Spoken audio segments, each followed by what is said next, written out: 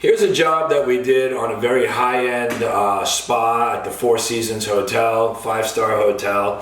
Where I'm going with this one is, and what this video is about is when you're doing return line repairs, you're doing a pipe repair that you diagnose, we pressured it up, we're getting bubbling all over the place. We're getting this leak to actually show itself as we've shown you in some previous videos.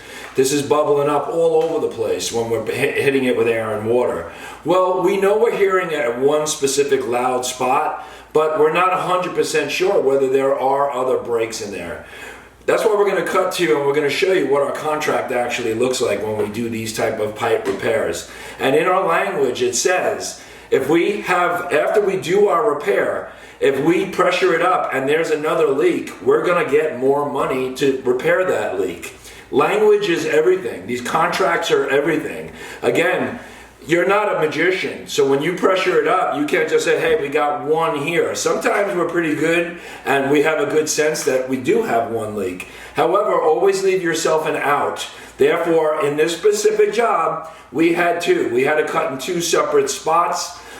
We aired it up. We're going to show you a little bit about the leak detection. But again, remember, always cover your ass when it comes to these contracts. You don't want to fix something and then wind up having to fix the other one on your own or hitting a customer up with a surprise. Nobody likes surprises. So when we did this leak detection, we had listened, we had static tested, we had pulls on the jet lines.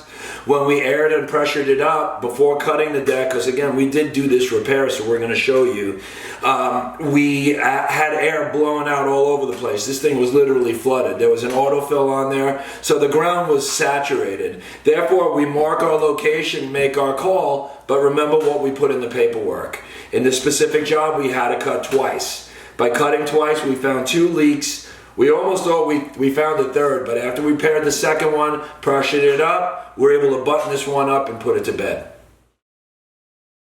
So this is the original leak spot where we heard that leak. We chipped it up, we dug it up, we got it all opened and exposed, but we had to cut in this other section that you see here.